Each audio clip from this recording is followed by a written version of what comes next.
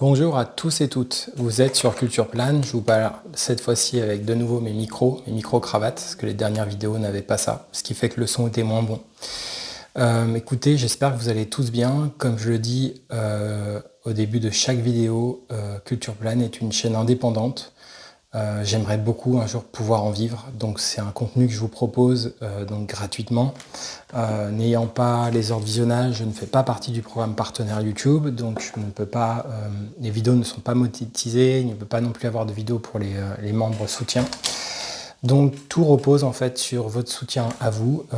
Mon objectif est d'essayer de vous convaincre que ce contenu vaut le coup et que s'il s'arrêtait, ça pourrait manquer. Donc voilà, si à un moment donné, dans cette rentrée, dans l'année, vous avez envie de le soutenir, n'hésitez pas, ça permettra de donner de la force à ce projet chaque mois. Le fonctionnement est simple, si vous donnez un don de telle nature, il y a 9% après qui partent à Tipeee, et ensuite je paye plus de 20% de cotisation sociale à l'URSSAF. Voilà en gros comment ça fonctionne quand vous voulez m'aider pour mon projet. Aujourd'hui, avant tout, j'espère juste que vous avez passé comme un bel été. Et aujourd'hui, je voulais vous parler d'un sujet qui est très important pour moi de plus en plus, qui est la question du cerveau. Comme je vous l'ai dit dans des précédentes vidéos, j'ai aujourd'hui 40 ans, mais j'ai eu à 39 ans un diagnostic d'autisme à ma demande. Ça a été un chemin extrêmement difficile pour diverses raisons, parce que je n'ai pas un autisme avec déficience intellectuelle, j'ai un autisme sans déficience intellectuelle. Mon diagnostic a été fait par un médecin spécialisé en libéral, mais voilà, habilité à le faire, non pas par un centre. Les attentes sont très longues. Et encore plus, j'ai eu un peu de la chance, pour être honnête, j'aurais dû attendre beaucoup plus. Ce que je peux vous dire, c'est que j'ai eu qu'un diagnostic d'autisme. Je n'ai pas débourser de l'argent en plus pour faire un diagnostic, par exemple pour HPI, pour haut potentiel ou pour TDAH. Il pourrait y avoir justement des pistes assez très probables que dans mon cas, je puisse être justement HPI, donc haut potentiel intellectuel ou avec une forme de douance, en tout cas un différentiel qui révélerait justement des zones très hautes et des zones sûrement plus basses justement. Mais pour moi, en fait, tout ce questionnement-là, à mon sens, est intéressant d'être questionné sur la question du cerveau. Pourquoi je dis ça? Cette vidéo se destine à la fois à des personnes qui ont été diagnostiquées autistes ou qui le seront un jour, mais aussi à toute personne finalement souffrante du côté du cerveau. Ce qu'il faut comprendre, c'est que quand vous faites un diagnostic d'autisme, ce qui est en fait en soi assez violent, c'est que toute la littérature scientifique que vous allez lire va être assez banale.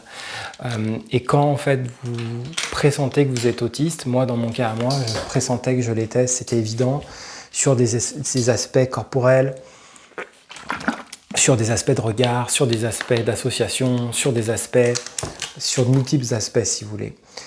Évidemment, quand vous faites un diagnostic d'autisme, il y a aussi une possibilité, si vous avez la chance de pouvoir le faire, de faire venir un proche, votre mère, votre père, parce qu'il y aura deux diagnostics, un sur l'enfance, un sur votre vie d'adulte, et qui sont deux diagnostics particuliers. Et moi, ce que je tenais à dire au sein de cette vidéo, c'est que là où le diagnostic d'autisme est violent dans un sens, c'est qu'il peut vous courir le risque, surtout dans un cas comme le mien, quand vous avez passé 39 ans en fait à ne pas être diagnostiqué autiste, mais surtout au-delà de ça, moi je le dirais plus comme ça, à ne pas être diagnostiqué ou reconnu ayant un fonctionnement atypique. C'est-à-dire qu'à un moment donné, vous sentez que vous ne fonctionnez pas comme les autres, vous sentez que vous allez à une conférence littéraire et littéralement dans mon cas, vous percez le paysage. C'est-à-dire que vous ne faites pas une remarque hors sujet en fait, vous faites une remarque ou dans une assemblée, et c'est pas à 30 ans, ça peut être dès 20 ans, ça peut être dès 25 ans, ça peut être dès 15 ans, peu importe. Mais vous faites une remarque qui perce le paysage dans une assemblée parfois d'adultes où il n'y a aucune question, vous vous faites parfois lourder éventuellement par l'écrivain ou quoi, et en fait, après, vous avez des retours de personnes adultes du public qui viennent vous remercier parce que votre remarque a percé le paysage. Parfois, il peut s'avérer que ce soit l'écrivain ou le scientifique ou je sais qui vient justement vous féliciter de cette remarque. Ce que je veux dire, c'est que c'est ça une différence. Quand je parle de différence, c'est pas genre une petite différence, c'est qu'à un moment donné, il y a des choses qui se passent en fait, qui font qu'à un moment donné, il y a une vraie différence. Et le problème, c'est que quand cette vraie différence n'est pas reconnue, il va y avoir beaucoup de problèmes qui vont se développer, des comorbidités psychiques, des TOC, des troubles obsessionnels, de la paranoïa, ça peut mener à la schizophrénie, ça peut amener, en fait, il y a eu même parfois des erreurs de diagnostic pour certains autistes, entre schizophrénie et autisme, etc. Donc si vous voulez, ça peut mener à des choses très graves, ça peut mener à la dépression et à pire.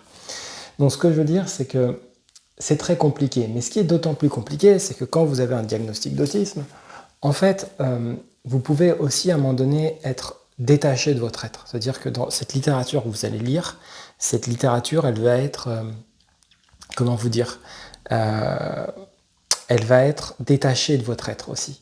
Moi, j'ai personnellement aimé le film de Lola Doyon, Différente, mais ce que je veux dire, c'est que cette littérature, elle ne se connecte pas forcément à votre être. Votre être est beaucoup plus. Et à un moment donné, moi, c'est pour ça, dans cette vidéo, j'avais envie de parler de la question du cerveau.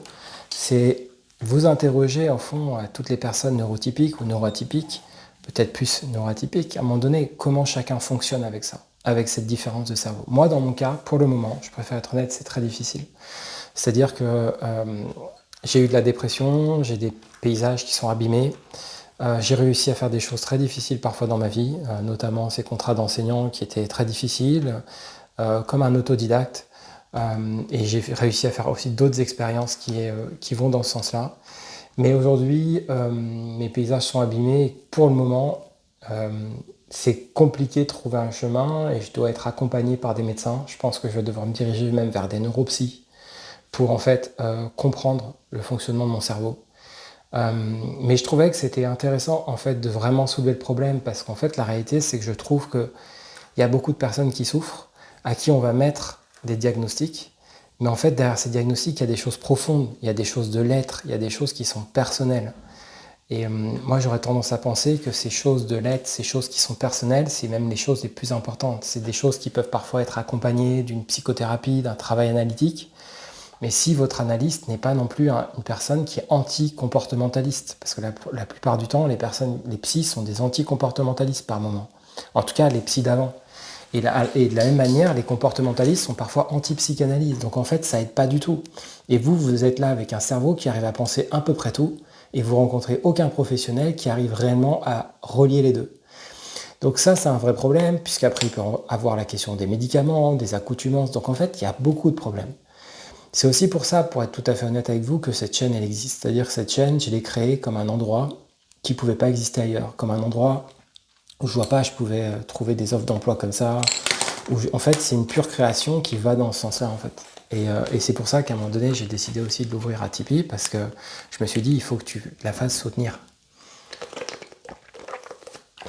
Donc, c'est ça qui m'intéressait aujourd'hui de vous parler, de vous questionner en fait, en espérant que l'algorithme fasse son chemin et que cette vidéo puisse tourner, que des gens aient envie de soutenir aussi mon projet financièrement, que j'aimerais vraiment en fait que mes vidéos de pensée elles puissent tourner et qu'à un moment donné ça me motive en fait à faire de plus en plus de vidéos sur divers sujets, parce que je me rends compte que je pourrais en faire sur beaucoup de sujets différents. Et c'est vraiment un de mes objectifs en fait depuis longtemps maintenant en fait de faire ce genre de vidéos en dehors de mes autres vidéos quoi. Mais pour ça, voilà, et je sais que pour ça, il faut en fait que j'arrive à avoir confiance en moi aussi.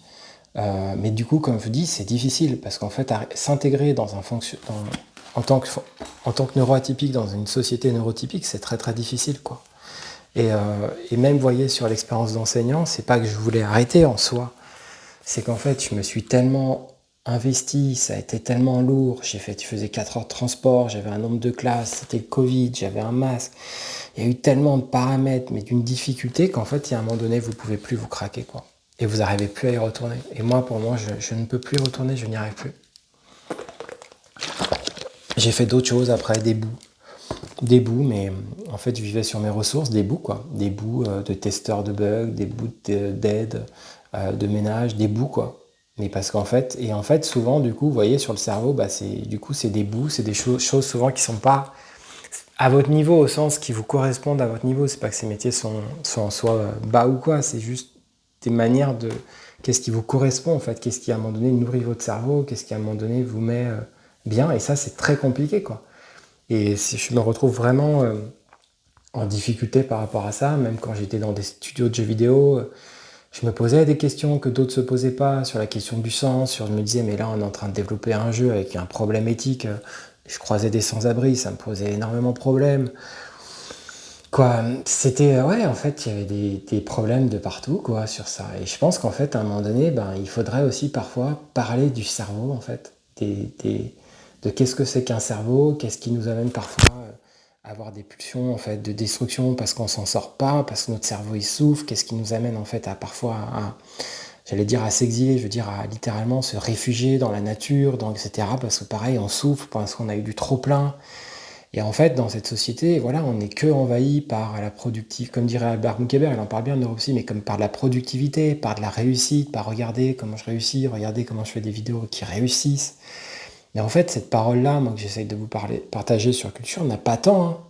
Hein. C'est comme au départ quand j'ai créé ce projet avec des vidéos silencieuses, la plupart du temps, c'est des vidéos où on parle dessus, où on commente, mais il n'y avait pas tant des vidéos comme ça, comme disait quelqu'un qui me suivait, hein, d'être un streamer comme ça, silencieux, quoi. Donc, moi, j'avais envie de vous parler de ça, me dire aussi à moi-même que j'aimerais vraiment en fait trouver la force en fait quotidiennement, une sorte de force intellectuelle, de me dire allez, tu dépasses ton diagnostic d'autisme, tu dépasses ta dépression, tu dépasses tes soucis et tu essayes d'apporter des choses, tu essayes de faire reconnaître tes vidéos. Franchement, ça changerait beaucoup la donne si tout d'un coup mes vidéos elles faisaient 100 vues, 200 vues, qu'il y aurait, je sais pas, à chaque fois 5 commentaires, 10 commentaires de gens nouveaux. Que je sais pas, que par mois, là actuellement il y a un donateur régulier, je le remercie 1000 fois, et encore une fois, encore une fois Patrick, voilà, évidemment, je veux dire, je sais pas comment remercier, je veux dire, et s'il y a plus de dons, il n'y a aucun souci, quoi. Encore vraiment, les personnes qui ont ça, qui ont fait un don régulier sur plusieurs mois, ouais, franchement, c'est énorme, merci beaucoup, comme toutes les personnes qui ont déjà fait des dons, ou parfois un don massif, quoi, je remercierai jamais assez. Et vraiment, je pense que l'objectif pour moi, c'est de... En fait, je sais que j'ai un handicap, c'est-à-dire qu'au fond, un handicap, pour moi, c'est à un moment donné, c'est que je commence à reconnaître que j'ai un trouble. Moi, j'aime bien parler de trouble, quand on parle d'autisme, on parle de trouble neurodéveloppemental, et j'aime bien, parce qu'en fait, l'autisme, il y a une sorte de paysage qui s'enclenche là-dessus, et c'est un peu un problème, je trouve. La réalité, c'est que quand vous faites un dossier MDPH et que vous ne le faites pas remplir par une assistante sociale, je peux vous dire que si vous êtes autiste ou si vous avez donc un trouble neurodéveloppemental, vous allez le sentir passer. Et moi, je m'en suis occupé moi-même et je peux vous dire, je l'ai vraiment senti passer. Et la réalité, c'est que quand j'étais en art plastique et que je faisais mes rendus, il existait ce trouble. Ça m'est arrivé à un moment donné, et ce que me disait mon médecin, il me disait en fait, vous avez compensé pendant X années, et en fait, les paramètres que vous demande la société font qu'à un moment donné, c'est trop difficile pour vous. Et encore aujourd'hui, je me rends compte que c'est très dur pour moi de reconnaître que j'ai ce trouble. Je préfère vous dire, c'est violent, c'est difficile. Parce qu'il y a une partie de soi où en fait on a envie de se dire, bah voilà, bon, je suis autiste.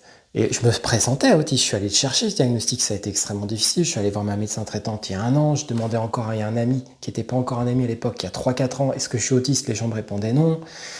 En fait, ce que je veux dire par là, c'est que c'était un chemin extrêmement difficile. Et il y a encore un an, ma médecin traitante, elle me disait non, vous n'êtes pas autiste. Et après, quand elle nuançait, mais vous avez des traits autistes. Et puis quand je l'ai revu il y a 2 ans. Quand j'ai revu il y a un an, elle m'a dit non, mais là, vu ce que vous me dites, à 99%, vous êtes autiste. Ce que je veux dire, c'est un chemin qui est extrêmement difficile.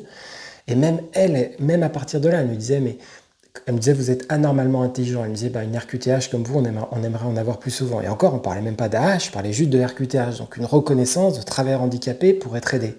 C'est-à-dire pour avoir en fait des conseillers qui connaissent un peu le handicap et pas comme j'ai eu à France Travail, anciennement Pôle emploi, où en fait, vous arrivez, vous êtes porteur en fait d'un trouble dont vous n'avez pas conscience, mais en fait, les conséquences peuvent être dramatiques. Parfois, je pense que j'aurais pu ne pas être là, en fait. Donc, si vous voulez, en fait, c'est très compliqué et je pense que reconnaître un trouble, c'est assez bien comme mot parce qu'en fait, ça vous permet de vous dire que vous fonctionnez différemment, mais que ça vous permet aussi de vous dire qu'à un moment donné, il y a des choses corporelles, il y a un moment donné, et qui peuvent vous relier à d'autres aussi. Parce qu'il ne s'agit pas d'être que unique ou je sais quoi, c'est à un moment donné, vous êtes en terrasse, il y a tellement de bruit, ça devient très compliqué, vous avez des surcharges, votre corps n'arrive plus à compenser, vous avez des douleurs aux tempes, vous pouvez avoir de la paranoïa parce qu'à un moment donné, vous n'arrivez pas à gérer tous ces éléments. Et en même temps, parallèlement à ça, vous devez accepter dans une conférence où il y a, je sais pas, 100 personnes, 200 personnes, tout d'un coup de faire une remarque qui perce le paysage, qui a 2 temps d'avance, voire 3 temps d'avance. Et à un moment donné, vous ne vouliez pas être reconnu, et à un moment donné, vous sortez, bah, c'était remarquable. Quoi, je ne sais pas comment vous dire, c'est très particulier une différence, en fait. C'est très particulier. et qu'à un moment donné, faire reconnaître en fait, ouais, un handicap, une différence, etc. Et je trouve que dans ça, il y a aussi à un moment donné la question du cerveau, quoi. Des connexions neuronales, en fait, c'est un gros sujet. J'en parle aujourd'hui frontalement parce qu'en fait, je pense que c'est impossible déjà pour moi d'en parler clairement, c'est impossible d'en parler de manière catégorique. Même les médecins d'ailleurs n'y arrivent pas parce qu'en fait, c'est pour ça qu'ils me donnent des prospectus, par exemple sur l'autisme généraliste, mais c'est très très difficile pour eux de parler de la question de l'être. Et la question de l'être, elle peut être parlée sûrement que de manière constellée par plusieurs médecins, etc. Mais, euh, mais il n'empêche que quand j'étais étudiant en faculté, en fait, ce trouble, il était là. Et que je rendais des travaux, et parfois, en fait, ça passait. Puis parfois, tout d'un coup, une prof me disait, mais je sais pas comment noter ça. Et en fait, ça l'était pas au lycée, parce qu'en fait, au lycée, au collège, je compensais, en fait. Puis à un moment donné, vous n'arrivez plus à compenser, et en fait, votre atypicité, elle s'exprime, et vous n'arrivez plus, quoi. Et donc, du coup, parfois, en fait, ça peut créer aussi un trouble, parce qu'en fait, vous vous racontez un narratif à vous-même, que vous êtes pas poétique, que vous êtes ci ou ça, mais en fait, à un moment donné, ben, à force, je sais pas, vous allez vivre avec votre amoureux, votre amoureuse, vous allez avoir un travail, en fait, à un moment donné, vous dites non, mais c'est pas que de la poésie, quoi, c'est pas possible, il y a un truc, c'est quoi ce délire? Et le problème, c'est que quand vous avez votre diagnostic d'autisme, à un moment donné, vous pouvez être aussi un autiste avec un fonctionnement normal. Et c'est là où, en fond, chaque personne est différente. C'est que moi, à un moment donné, j'ai un monde qui est particulier, mais il y a des moments donnés où je suis totalement pas hors sujet, je suis complètement dans le sujet, je suis même dans la toile.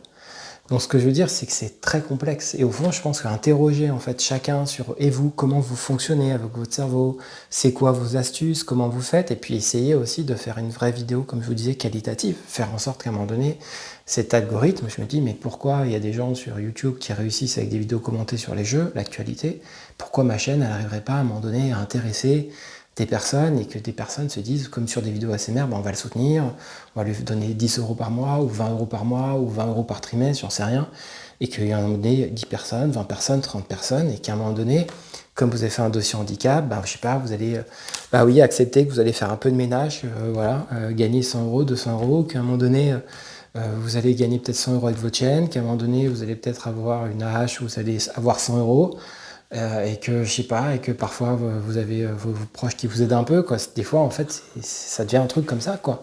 Puis à un moment donné, vous allez peut-être être reconnu dans une compétence particulière que vous avez, que ça mettra peut-être 10 ans, 20 ans.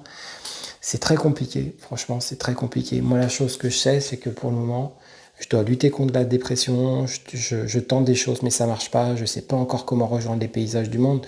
Là, j'avais par exemple un entretien de plongeur et j'ai pas réussi. Je pouvais pas, j'y arrivais pas. J'y arrivais pas, c'est sûrement en fait c'est pas adapté pour moi. J'avais un truc de téléenquêteur, pareil, en fait, bah, le bruit, il y a du bruit de partout, il n'y a pas de salle adaptée, en fait. Donc en fait, pour le moment, en fait, je me bats. Je rencontre des médecins, je pense, là, prochainement. En fait, donc il y a déjà ce travail-là qui est positif, c'est qu'à un moment donné, vous lâchez plus, vous vous battez, vous avez eu ce diagnostic, vous savez qu'il y a quelque chose qui cloche. Et donc voilà, je vais essayer pour cette rentrée, c'est la première vraie vidéo de rentrée de la chaîne. Je vais essayer en fait de continuer à me battre, quoi. Voilà. Et voilà, si vous voulez donner de la force à cette chaîne, ben, cette rentrée, n'oubliez pas non plus, comme je le dis souvent, ça aussi on oublie, quand vous faites un soutien à la chaîne au mois d'août par exemple, moi l'argent je l'ai à la fin du mois de septembre. Voilà, ça fonctionne toujours comme ça. Donc ça fonctionne avec un mois de, de décalage, quoi. Voilà ce que je pouvais vous dire. Vous étiez donc sur Culture Plan, c'était vraiment une vidéo personnelle, mais en fait je me rends compte qu'elle vous invite aussi à échanger et j'avais envie de le faire parce qu'en fait je me rends compte que on peut pas garder parfois tout ça pour soi. C'est sûrement pour ça qu'il y a des chaînes YouTube aussi d'autistes, genre par exemple, je sais pas si je peux citer, mais il y a des chaînes en fait vidéo où les gens ils ont besoin en fait de parler, quoi, parce qu'en fait ils en peuvent plus, ils ont besoin de parler.